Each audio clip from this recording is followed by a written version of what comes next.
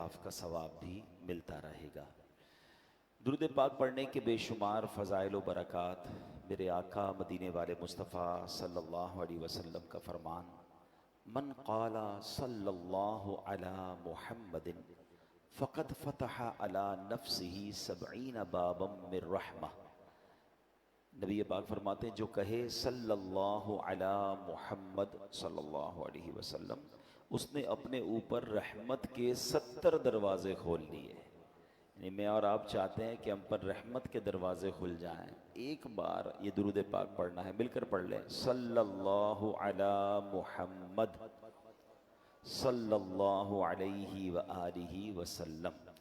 اب آگے نبی پاک فرماتے ہیں وَأُلْقِي مَحَبَّتُهُ فِي قُلُوبِ النَّاسِ فَلَا يَبْغَضُهُ إِلَّا مَنْ فِي قَلْبِهِ نِفَاقٌ۔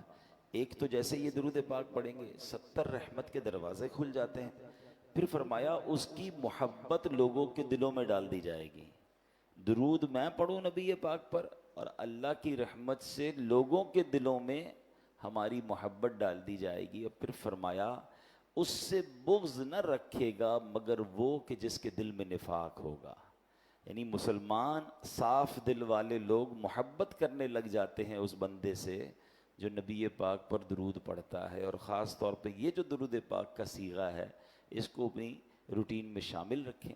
ایک بار پھر پڑھ لیں، صلی اللہ علی محمد صلی اللہ علیہ وآلہ وسلم۔ انشاءاللہ یہ عادت میں رکھیں تو آپ کو ہر بار درود پڑھنے پر 70 رحمت کے دروازے بھی کھلتے جائیں گے اور لوگوں کے دلوں میں انشاءاللہ محبت ڈال دی جائے گی۔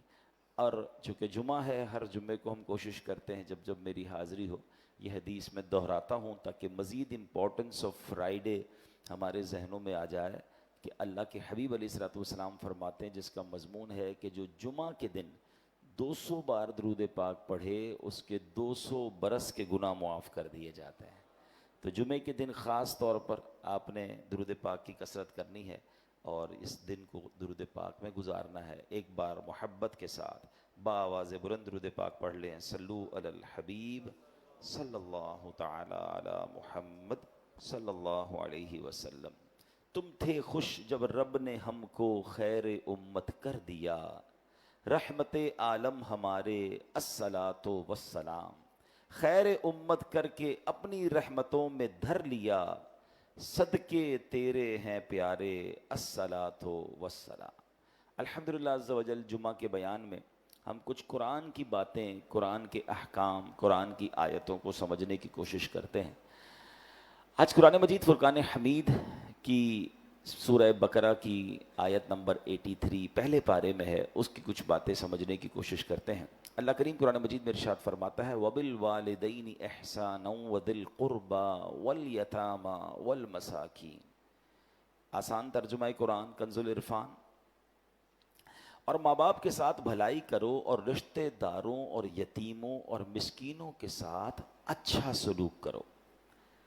پارہ نمبر 1 سورہ بقرہ آیت نمبر 83 کا ایک جز، ایک حصہ ہم نے سنا ہے۔ اب ہم نے والدین کے بارے میں، رشتہ داروں کے بارے میں پچھلے بیانات میں کافی ڈسکس کیا ہے۔ آج ہم پرٹیکولرلی یتیم کے بارے میں جانیں گے۔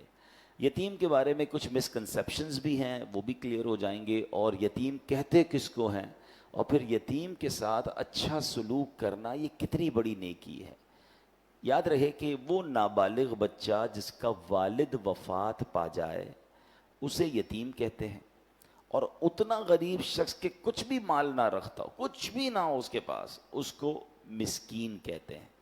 آیت کریمہ میں حکم کیا دیا گیا کہ سب سے پہلے ماں باپ کا حق ہے، لہٰذا ان کے ساتھ نیکی اور بھلائی کرو۔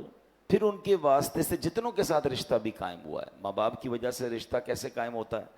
بھائی سے، بہن سے، چچا سے، تایا سے، ماموں سے، خالہ سے، ان سب کے ساتھ نیک سلوک کرنا ہے۔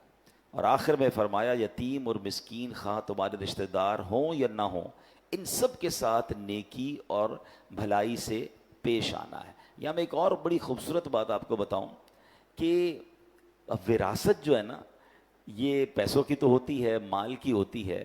نبی پاک علیہ الصلوۃ والسلام نے ایک بہت کمال کی بات ارشاد فرمائی، ان الود یتوارث، فرمایا محبت میں بھی وراثت جاری ہوتی ہے. ہاں اس کو لوگ بھول جاتے ہیں. یہ کیا ہے؟ یعنی ماں باپ کی طرف سے جو ہمیں وراثت ملتی ہے نا، صرف جائیداد اور مال و دولت کی صورت میں نہیں ملتی، بلکہ وہ محبت جو ماں باپ کے دل میں ہوتی ہے اس کی بھی وراثت جاری ہوتی ہے.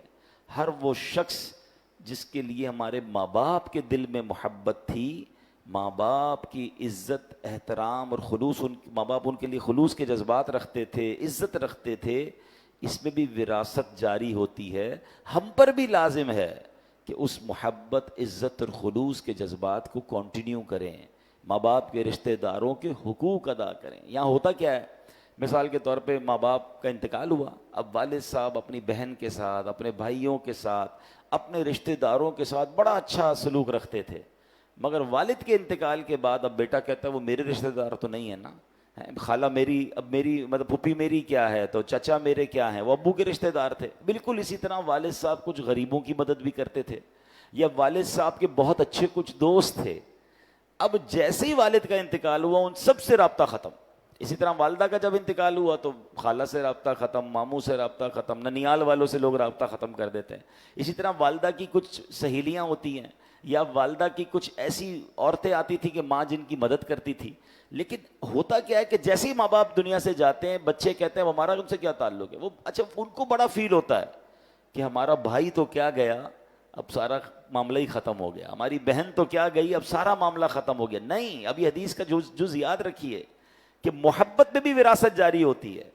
اچھی اولاد وہ ہے کہ جو ماں باپ کے رشتہ داروں کے ساتھ بھی اچھا سلوک کرے.